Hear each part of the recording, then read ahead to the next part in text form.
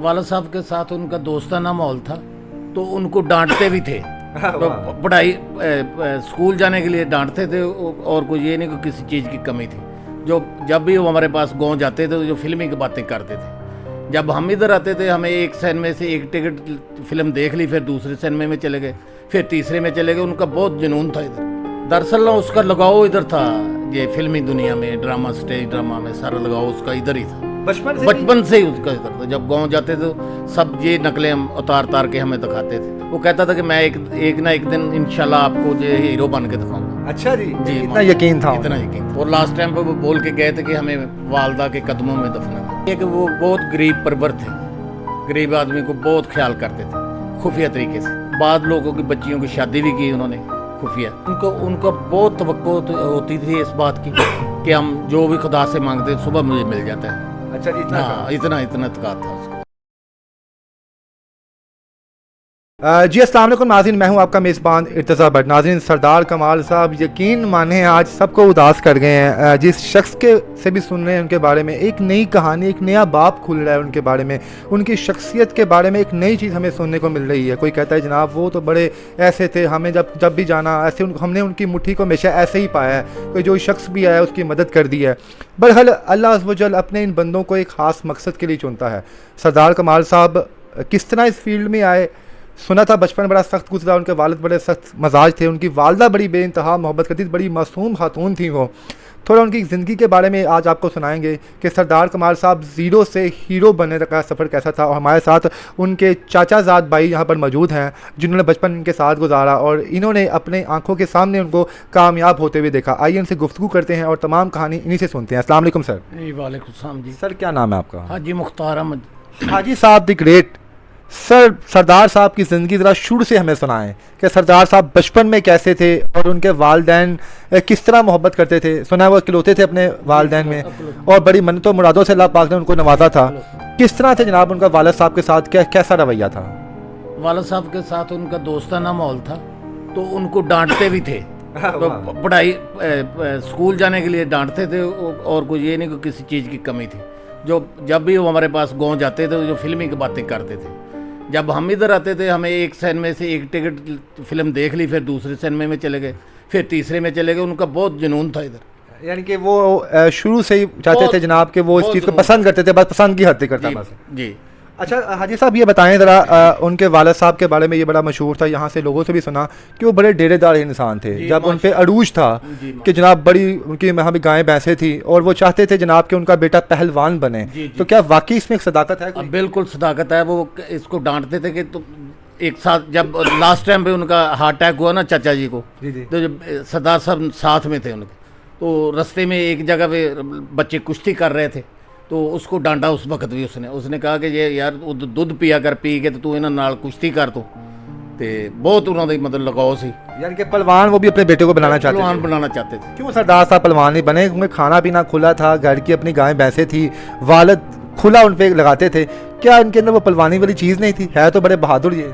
दरअसल उसका लगाव इधर था, ये फिल्मी दुनिया में, ड्रामा, स्टेज ड्रामा में सारा लगाव उसका इधर ही था। बचपन से ही उसका इधर था। जब गांव जाते थे तो सब ये नकलें हम उतार के हमें दिखाते थे। अच्छा, बचपन से भी उनकी तंज़ा मज़ा था में जो थी सलाहियत ऐसी ही थी कि वो बचपन से भी जनाब उनको था कि मैं कुछ करूँगा। बिल्कुल ऐसी थी। वो कह रहा हमें, जब भी बोलता था वो कहता था कि मैं एक ना एक दिन इंशाल्लाह आपको जो हीरो बन के दिखाऊंगा। अच्छा जी, इतना यकीन था? इतना यकीन था। सर किस तरह उनका सफ़र शुरू हुआ और क्या मामला हुए? सुना उनके, हमने एक इंटरव्यू में देखा, उन्होंने बताया कि वालिद के इंतकाल के बाद सब कुछ बेचना पड़ा, उनको काम काज भी करना पड़ा।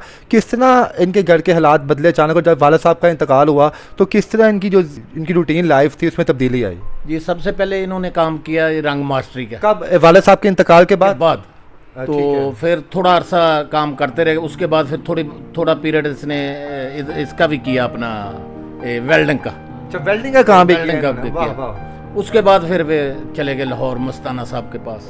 मस्ताना साहब उसके- तो लाहौर जो मस्ताना साहब का सफ़र था वो किस तरह तय हुआ और किस तरह अचानक जनाब इन्होंने अचानक फैसला किया कि मुझे अब स्टेज की तरफ आना चाहिए? जी बस ऐसे इधर ही हमारे फैसलाबाद में उसका शो था, इधर ही उसके साथ मुलाकात होगी, उसको इसने उस्ताद मान लिया, फिर चले गए। फिर चले गए उधर फिर का। चूड़ियाँ फिल्म जब इनकी आई तो जनाब दुनिया में इन्होंने वो झंडे गाड़े, इनके डायलॉग अभी भी जबान ज़द आम है, नाई दा मुंडा बना होता है ये। तो वो उस फिल्म की जब कामयाबी हुई तो उस वक्त जनाब फैसलाबाद में क्या चीज़ मशहूर हुई, जब ये स्टार बन के वापस आए तो उस वक्त क्या प्रोटोकॉल यहाँ पर मिला इन्हें? इनको बहुत प्रोटोकॉल मिला, बहुत ज़्यादा।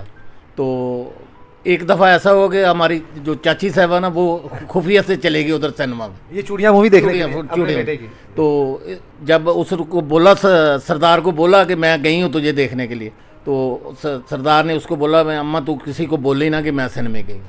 यानी कि वो इतना ऐसा था कि जनाब उनकी वालदा को कि मैं सन में चली गई हूँ, ये ना हो किसी को बाकी को पता चल जाए कि जनाब के मैं वहाँ पे सन में से होके आई हूँ। जी बिल्कुल ऐसे ही हुआ। फिर सर सरदार साहब जब स्टार बने, आपने तो अपनी आंखों के सामने देखा उनको जीरो से हीरो बनने तक का सफ़र, तो क्या उनमें कुछ तब्दीली आई, एटीट्यूड आया? उनके बहुत से लोगों में थोड़े से पैसे जब कमा लेते हैं तो जनाब उनका पहनावा चेंज हो जाता है, सब कुछ चेंज हो जाता है, तो क्या जब वो कामयाब हो गए तो क्या उनमें कुछ तब्दीली महसूस हुई आपको? तब्दीली हमने ये देखी है कि वो बहुत गरीब परवर थे, गरीब आदमी को बहुत ख्याल करते थे खुफिया तरीके से। बाद लोगों की बच्चियों की शादी भी की उन्होंने खुफिया। अल्लाह अकबर। तो हमारे जो शरीका बरादरी उसमें हर आदमी का ख्याल रखते थे।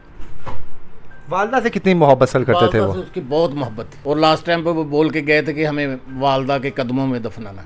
अच्छा, ये वो वसीयत करके गए थे अपने, इसी वजह से जनाब उनको फैसलाबाद में यहाँ पे लाया गया कि अपनी वालदा से करें।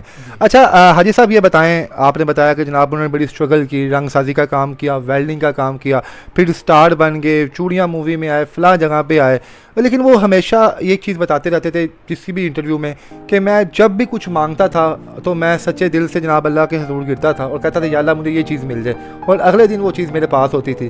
कितना तवक्कल, कितना भरोसा, वैसे तो हर मोमिन को होता है और होना भी चाहिए, वो कितना उनका था? उनका बहुत तवक्को होती थी इस बात की कि हम जो भी खुदा से मांगते सुबह मुझे मिल जाता है। अच्छा जी, हाँ इतना इत्काद था उसका। सर आखिरी दफ़ा आपकी मुलाकात कब हुई, क्या बातचीत हुई, क्या क्या सीन था? हमारे साथ आखिरी मुलाकात हुई 7 मुहर्रम से, हम आए इधर इसी घर में, इसी घर में 7 से 10 तक जो माशाल्लाह। लंगर चलता रहा, लंगर चलता 7 रहा। को भी, 8 को भी, 9 को भी, 10 को भी। तो किस तरह आपसे मिले कि आपको लगा था जनाब के ठीक 10-12 दिन बाद ये सरदार हमारे दरमियान मौजूद नहीं रहेंगे? किस तरह टाइम गुजारा आपने उनके साथ? ये तो नहीं, हमें नहीं पता था, ये आपको नहीं पता था हमें। सर आज कैसा महसूस हो रहा है कि आज वो शख्स बहुत हमारे लिए तो वो स्टार थे, एक स्टार की हैसियत, लेकिन आपके लिए तो कज़न थे, कज़न के तो भाइयों की तरह होते हैं, बिल्कुल। तो आज वो चले गए हैं, तो कैसा आप फील कर रहे हैं? हमें ऐसा महसूस हो रहा कि हमारे अंदर से कुछ चीज़ निकल गई, अल्लाह अकबर, अल्लाह अकबर। इनकी कमी को कितना महसूस करें? बहुत ज़्यादा महसूस करते थे। हाँ जी साहब, वैसे हमने आजकल के दौर में देखा है कि सके भाइयों की एक दूसरे के साथ नहीं बनती, आप तो फिर चाचाजाद हैं, तो आपके साथ कैसी मोहब्बत थी? आपके साथ कभी मुश्किल टाइम में आप उनके काम आए हों, या फिर मुश्किल टाइम में कभी आपने कहा सरदार मुझे तुम्हारी ज़रूरत है, तो सरदार साहब ने लबैक कह दिया हो?